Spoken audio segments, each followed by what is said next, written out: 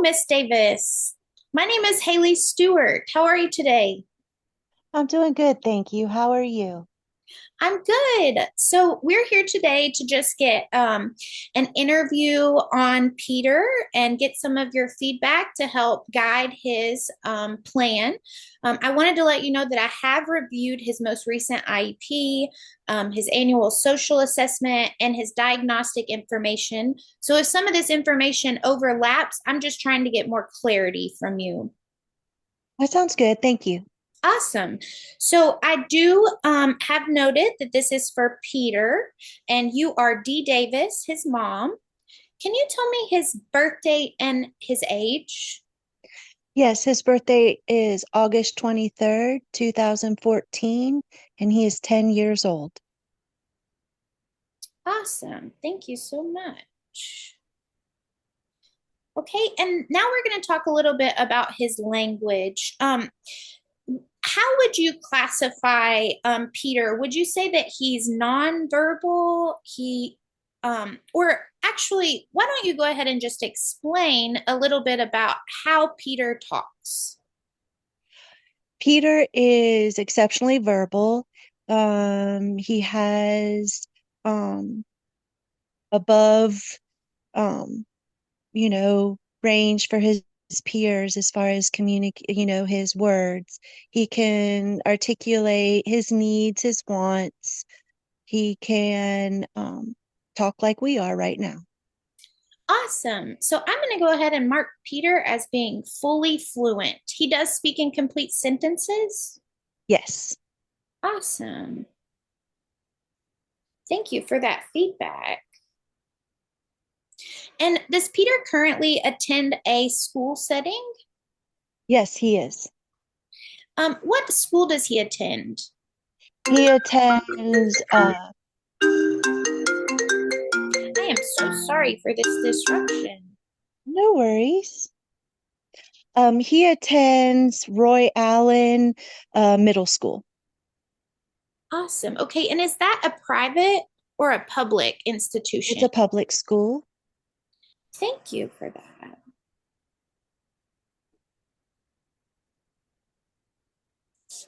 Okay. And then whenever Peter is playing, does he tend to play by himself or does he include other peers whenever he's playing? He desperately wants to play with other kids. That is a huge struggle for him, um, is to make and have friends. That's something we'll definitely have to look at. And does he have any preferred toys or leisure activities? He enjoys his iPad, and when he's not doing his iPad, he really enjoys music.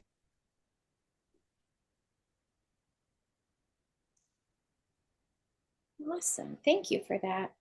And so, is there any other items, activities, colors, foods that he likes, like exceptionally likes?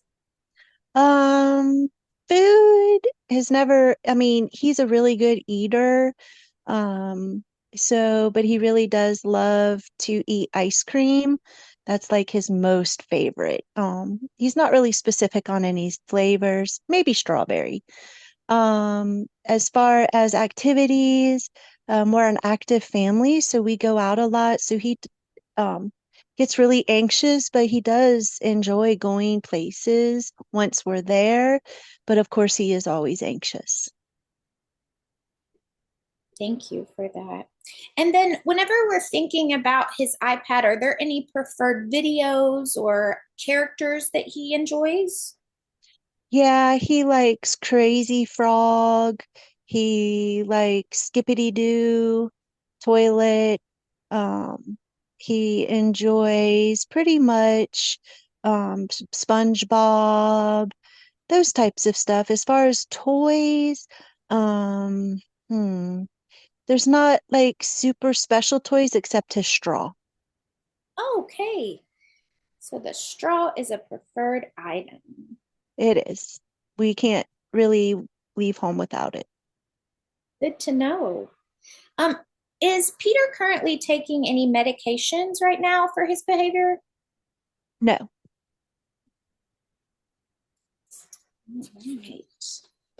And so this next section is going to help us in developing the plan that we are going to use with Peter. So if you have any questions or concerns about why I'm asking something or the reasoning behind it, please feel free to let me know as I'm asking these questions. Okay, thank you. Could you briefly describe for me what the problem behavior is that you see in Peter that you would like some help with? Is this for school, home, both? Are we looking at um, Yeah. just in general? Okay. For Peter, his issue is he struggles to want to go out to places. Um, what it we have headphones.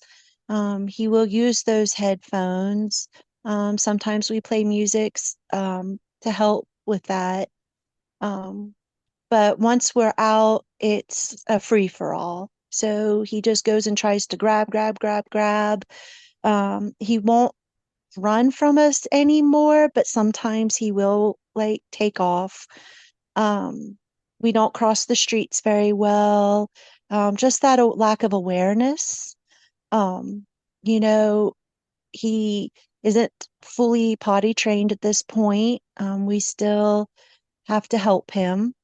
Um, I would say that at school, we struggle with boundaries, personal space. The teacher feedback is not all, it's always bad, in my opinion, but we have to, they just tell us that he doesn't, listen.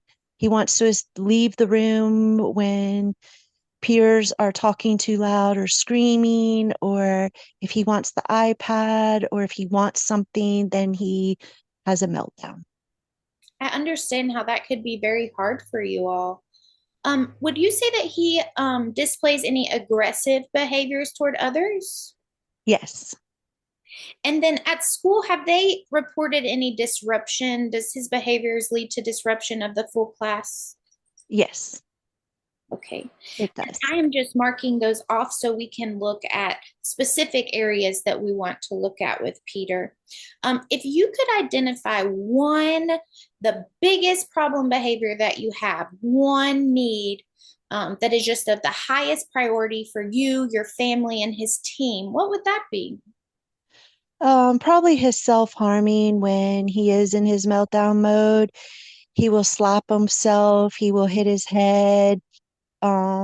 It's kind of a total loss of awareness, and he will lash out at the people around him, whether it's teachers, us, or students.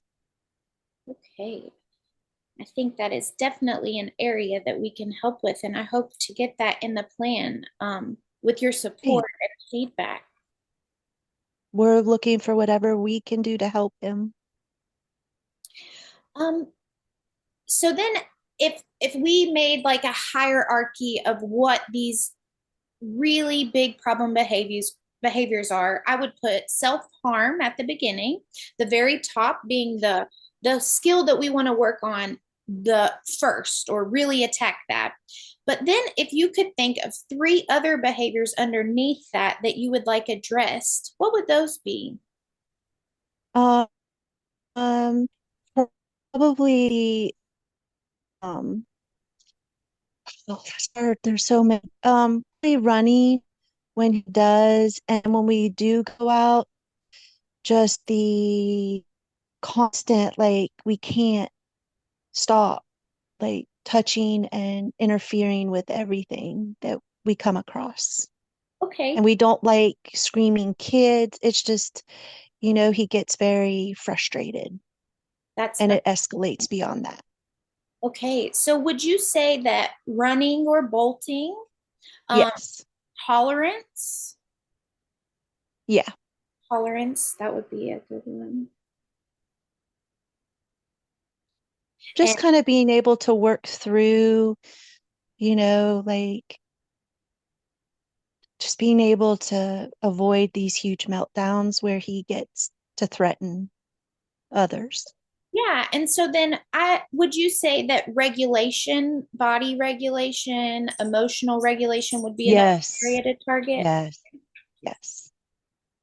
Okay, so I just want to review that to make sure that I have that piece right. So I have that self-harm is our number one behavior that we really want to look at. And underneath that, we're looking at running and bolting, specifically his safety whenever he is outside of the home.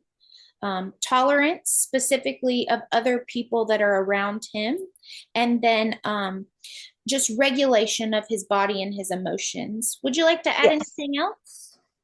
Um, how we're going to manage this stuff at school, like that is a huge stressor for us, the school environment. Yes, I will definitely make note of that.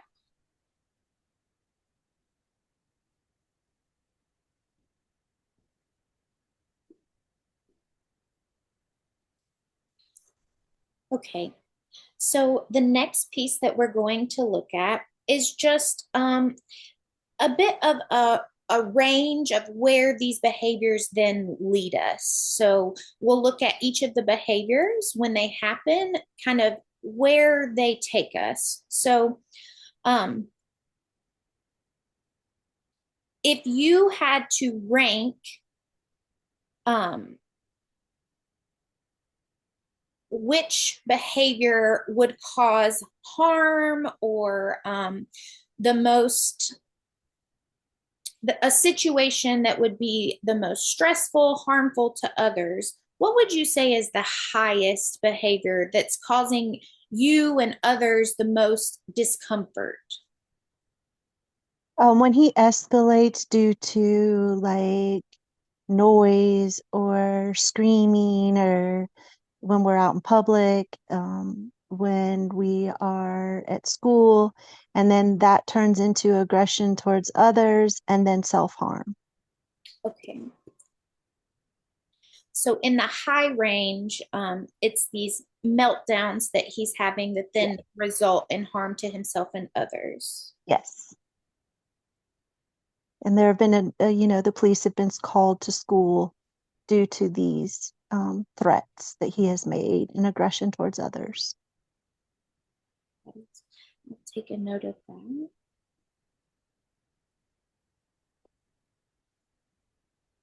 Okay, so then if we're looking at the running or bolting, um, where would you rate that? If we were saying high, moderate, or low, where do you see that behavior falling in to the extent of where Peter could hurt himself or others? Um, Probably high, because when he bolts and we're out in public, there are cars. We can't always keep up. We worry about him disappearing. So I would say it's pretty high, especially around cars. I would agree with you, Miss Davis. So I have meltdown and then bolting in the high range. Um, what about his tolerance of others? What kind of, again, if you had to rank that high, medium, or low, to what extent does the tolerance of others result in harm to himself or others? I would say it's moderate at this point. Our concern is that it could escalate as he gets older. Um, at this point, he gets fixations, and um, that's when it becomes like either threatening to somebody else because he doesn't understand, and he will invade their space and scare them. The others, really, when it happens is if the meltdowns can happen is when someone is screaming and he may not have access to his headphones, or the teacher won't play music, and then that will escalate things. But at home, I feel that that is very manageable because we're there and he trusts us. Okay. And currently, is he able to use those headphones at school? Yes, but they refuse to play music. Okay, that's a good thing to note here as well. And then, as far as his regulation of himself, where would you place that in the high, medium, low range, talking about causing harm to himself or others? At this point, it is very high. We are working on getting him in to see someone, a psychiatrist, to evaluate for maybe some other things going on besides just the autism. And would you say that this body emotional regulation results in him injuring himself? Yes.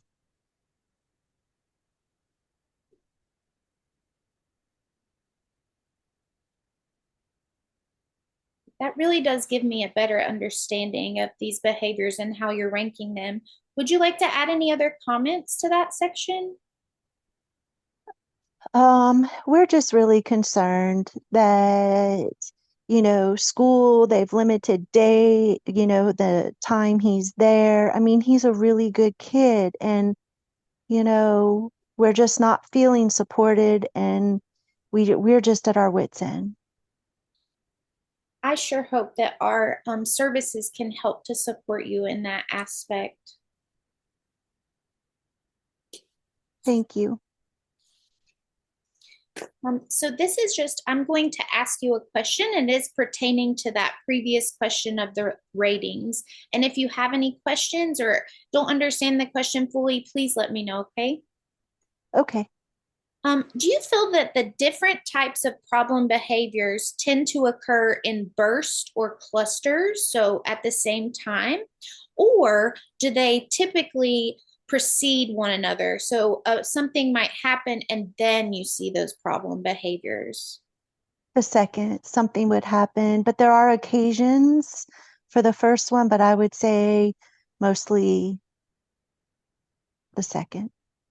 Okay, so normally a trigger happens that then results in the behavior, but you have seen times where the behavior occurs multiple times in one setting. Yeah, mainly the educational setting, of course, and when we're out in public.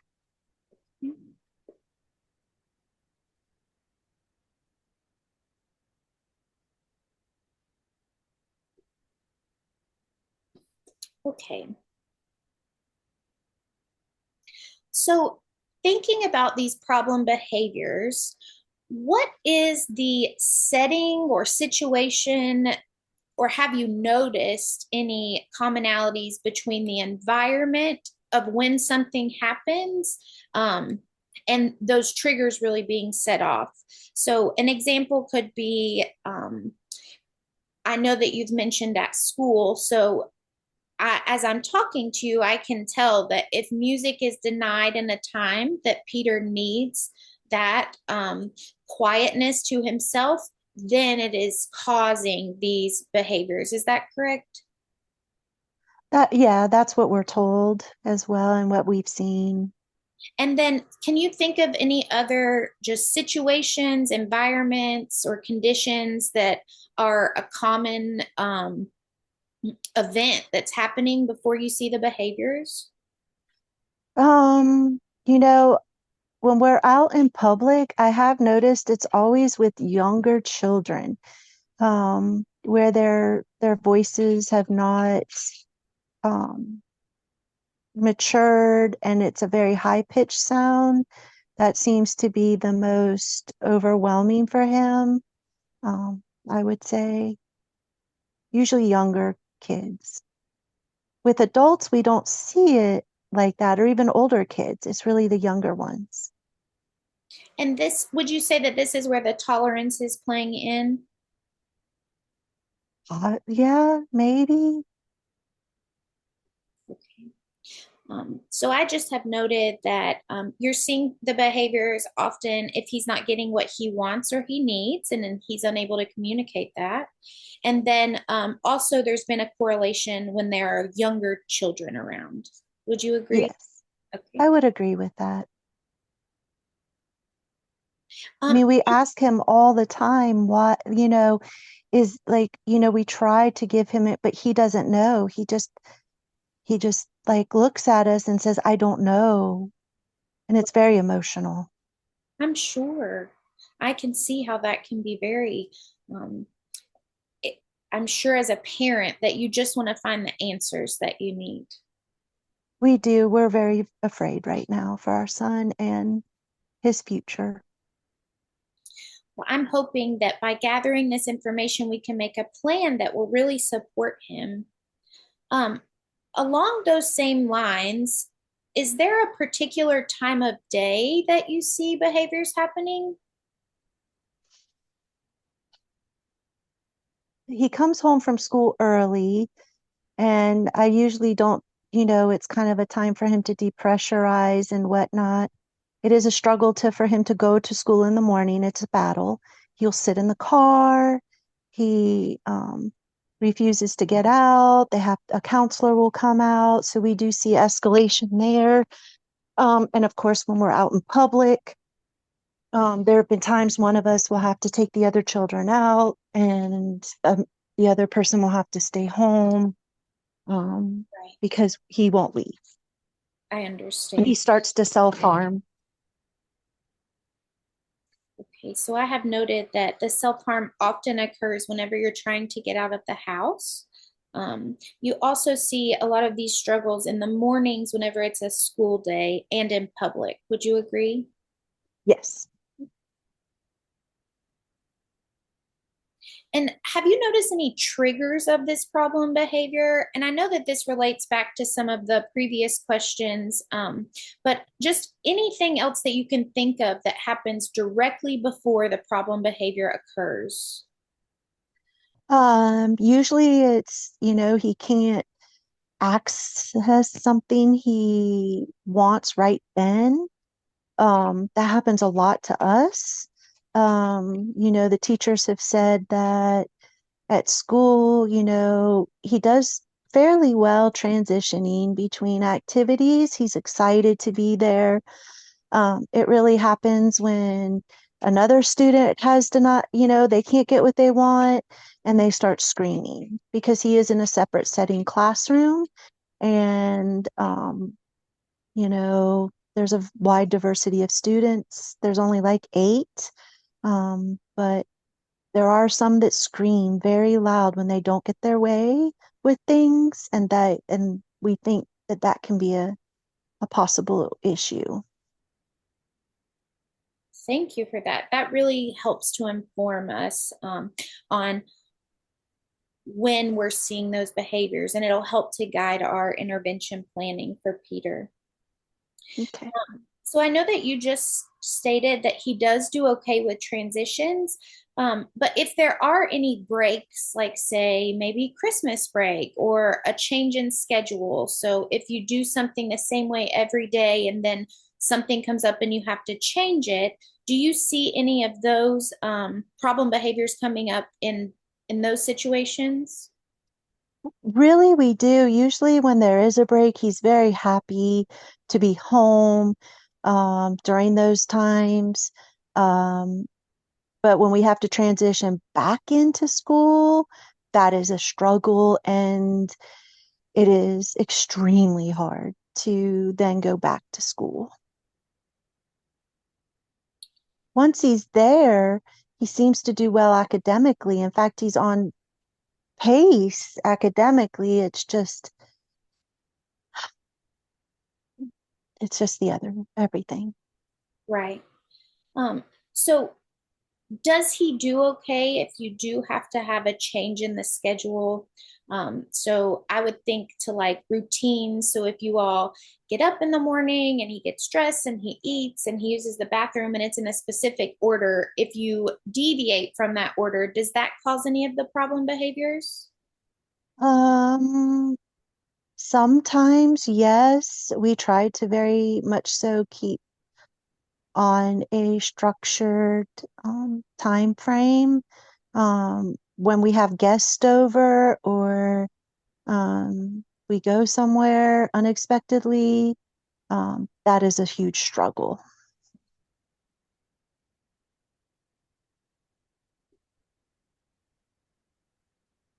And thank you so much for hanging in with me on this. I know it's a bit long, but the more information we can get, the better plan that we can make for Peter. Okay. Um, It's just hard. I'm trying to think of all of the things, and we've been dealing, the teachers trying to with the other children. It's just very overwhelming because we feel that, we've got to support our other children as well. And we're just at a loss. right. I know this can be very difficult, and I commend you on reaching out to get some support for yourself and And there will be some aggression sometimes towards our youngest child. Um, his sibling. Um, the older sibling is okay, but the younger one, we will struggle from time to time with aggression as well. okay, that is a good thing to note as well. Let's see here.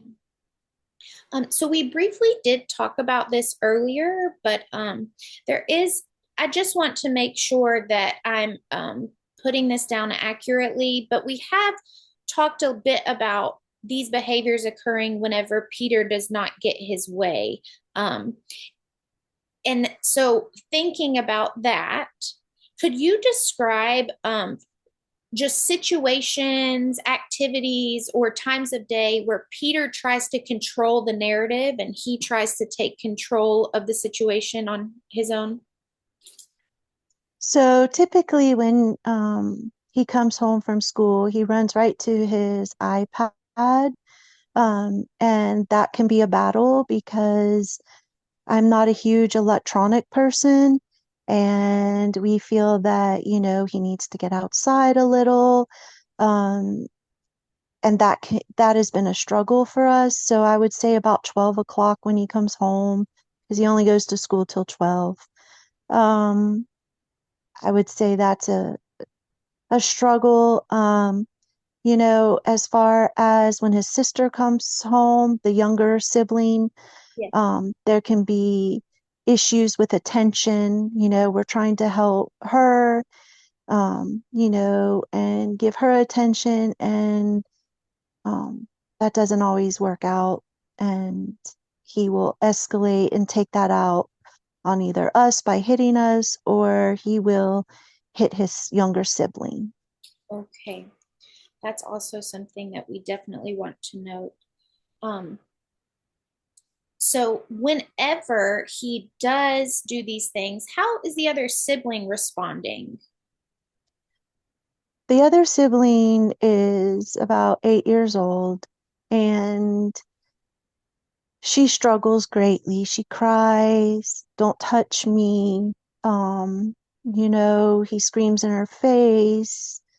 And, we work very hard to intervene, but we're not always like there to quickly intervene if we're cooking dinner or something. Right. So that is, one of us has to, we feel like one of us always has to be on top of something like him. And Right. we're pulled in too many different directions. And how would you say that you and your partner respond to Peter whenever he does engage in these problem behaviors?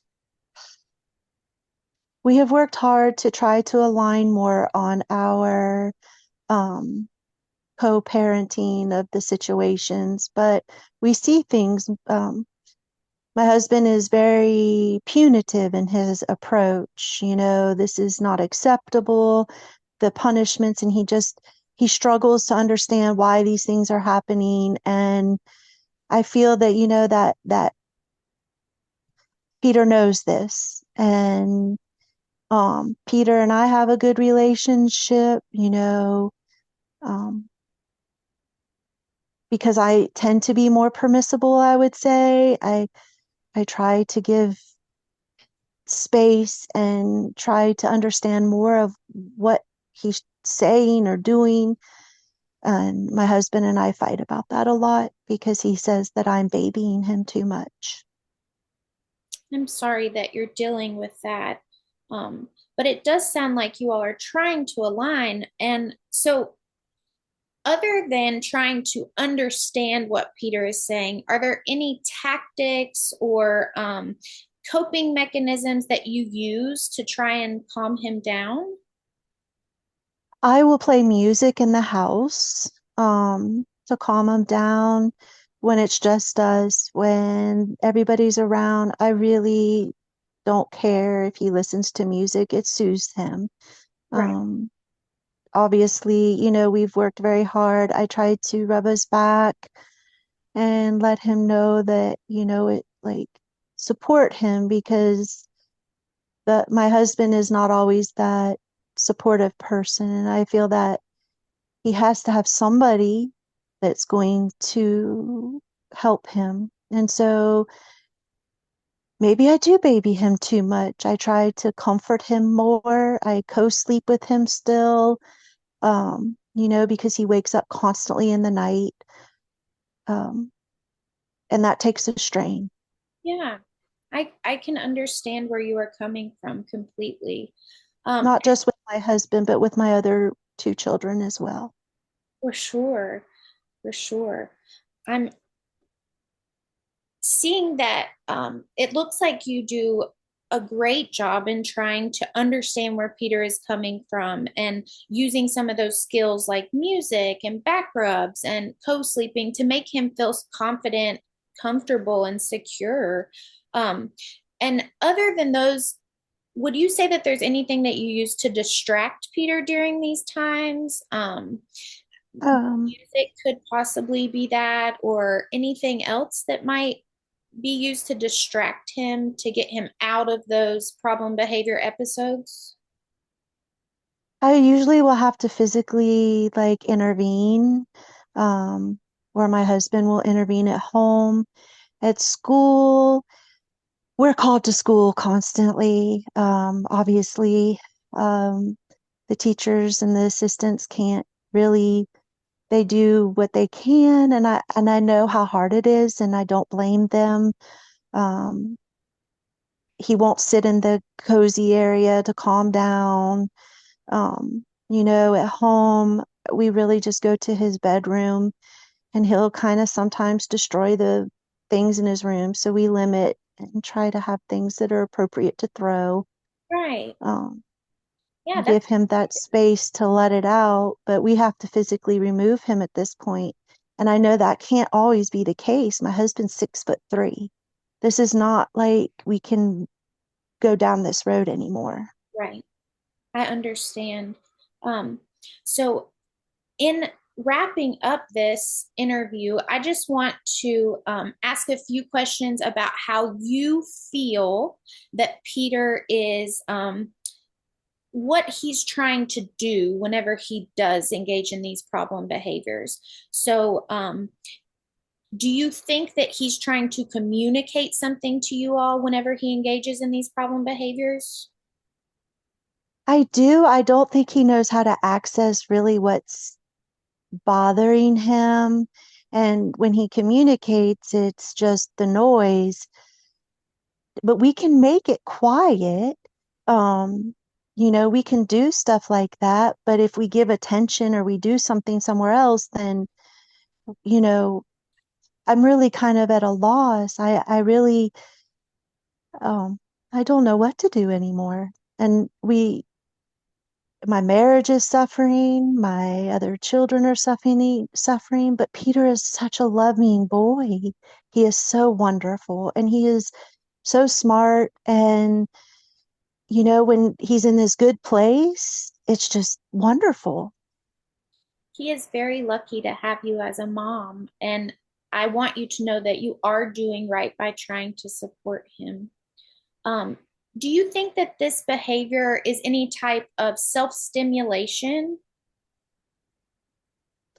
Not I sure. don't know. I really don't, um, I do know that it's kind of strange sometimes once he does start slapping himself or hurting, like pinching himself, like he does tend to like slow down and crying, um which is like, I assume that would be what you're meaning. Yes, for sure. So I will make a note of that. I do think that um, that's exactly what I was looking for, was just if you see any type of decrease in the behavior or increase whenever he engages in those um, self-injurious behaviors. So our time is drawing to an end, and I want to be respectful of your time. I feel like I got a lot of information, and you're welcome to add on to it at any time if you think of anything and you want to. But I thank you so much for meeting with me today. And is there anything else you would like to add? The only thing I'd like to know is how, like, we move forward with this.